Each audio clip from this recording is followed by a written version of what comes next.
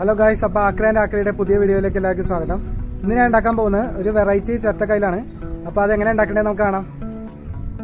ആദ്യമേ തന്നെ ഞാനൊരു ചിരട്ട എടുത്തിട്ടുണ്ട്. ഈ ചിരട്ടയിൽ നമുക്ക് ഈ കൈലിൻ്റെ ഷേപ്പിലൊന്ന് വരച്ചെടുക്കാം.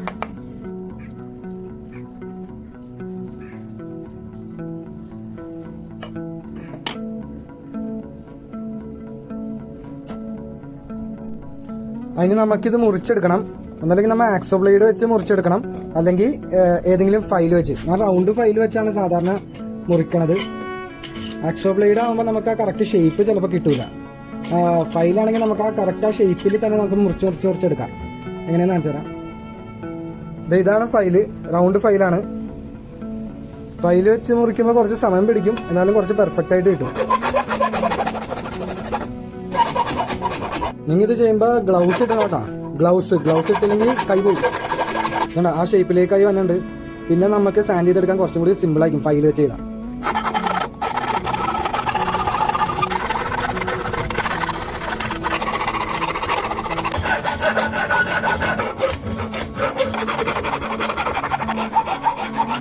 ഇനി വേണമെങ്കിൽ നിങ്ങൾ ആക്സോ ബ്ലേഡിൽ മുറിച്ചാൽ മതി. ഇവിടെ വന്നു കഴിയുമ്പോൾ സ്ട്രെങ്ത് കുറയും, ചിലപ്പോൾ പൊട്ടിപ്പോകാനുള്ള സാധ്യത ഉണ്ട്. അതുകൊണ്ട് വേണമെങ്കിൽ പതുക്കെ ആക്സോ ബ്ലേഡ് മുറിച്ചെടുത്താലും മതി. ഇനി ഇത് നമുക്ക് സാൻഡ് ചെയ്തെടുക്കണം. ഒന്നല്ലെങ്കിൽ നമുക്ക് 50 ഗ്രിഡിൻ്റെ ഒരു സാൻഡ് പേപ്പർ, അല്ലെങ്കിൽ ഫ്ലാറ്റ് ഫൈലുണ്ട്, അത് വെച്ചായാലും ചെയ്യാം. ഞാൻ ഈ ഭാഗമൊക്കെ ഫ്ലാറ്റ് ഫൈൽ വെച്ചായിരിക്കും ചെയ്യണം.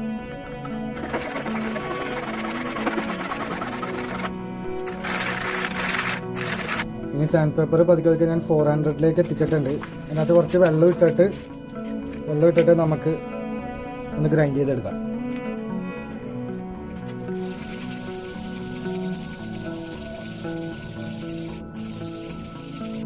അപ്പോൾ അതേ നമ്മളിത് ഗ്രൈൻഡ് ചെയ്ത് നല്ല ഷൈനിങ് ആക്കി എടുത്തിട്ടുണ്ട്.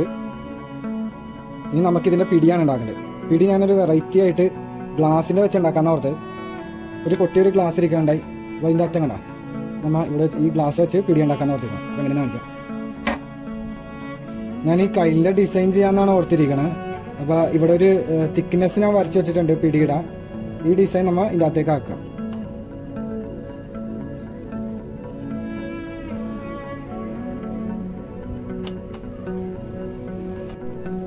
ഇനി നമുക്കിത് ഗ്ലാസ് മുറിച്ചെടുക്കാം. ഒന്നല്ലെങ്കിൽ ഡയമണ്ട് ഡിസ്ക് വെച്ച് മുറിക്കാം, അല്ലെങ്കിൽ ഗ്ലാസ് കട്ടർ വെച്ച് ഏതെങ്കിലും ഒരെണ്ണം വെച്ച് മുറിക്കാം. ഞാൻ ഉപയോഗിക്കുന്നത് ഡയമണ്ട് ഡിസ്ക് ആണ്. കർവ് ചെയ്ത് പോകാനൊക്കെ അത് നല്ലതാണ്.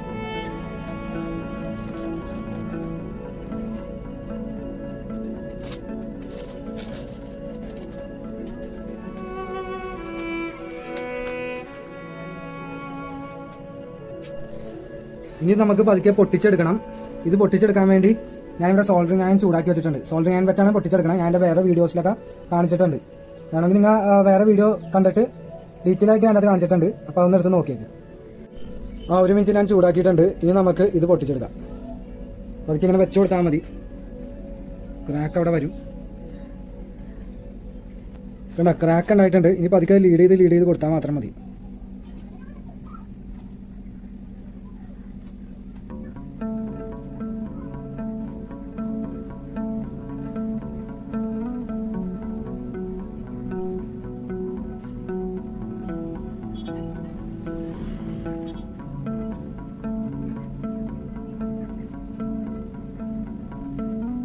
അപ്പോൾ നമ്മൾ ഇത് മുറിച്ചെടുത്തിട്ടുണ്ട്.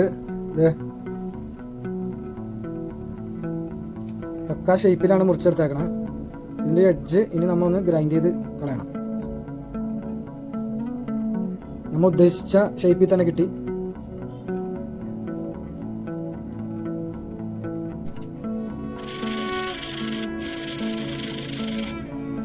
എഡ്ജ് മാത്രം ഗ്രൈൻഡ് ചെയ്തെടുത്താൽ മതി.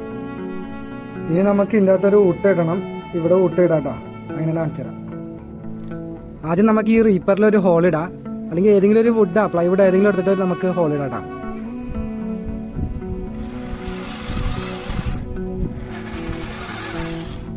ഞാൻ ഇനി ഡ്രില്ലിൻ്റെ ബിറ്റ് മാറ്റിയിട്ടുണ്ട്. ഗ്ലാസ്സിൽ തുളക്കണ ബിറ്റാണ്. അതും എടുത്ത് പിന്നെ ബേസ് തന്നെ എടുത്തിട്ട് കുറച്ച് വെള്ളം ഒഴിച്ചിട്ട് ഒരു വുഡ് താഴ്ത്തി വെച്ചിട്ടുണ്ട്. ഇനി ഡ്രില്ല് ചെയ്ത് കാണിക്കാം.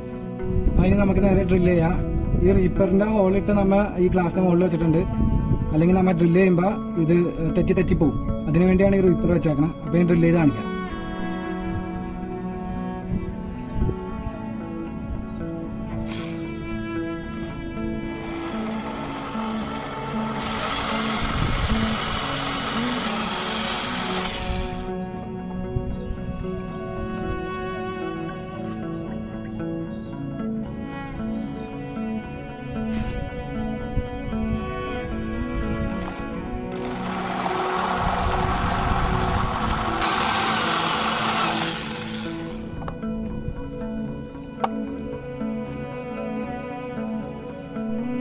ഇനി 2 ഹോള് ഇതിലും കൂടി ചെയ്യണം.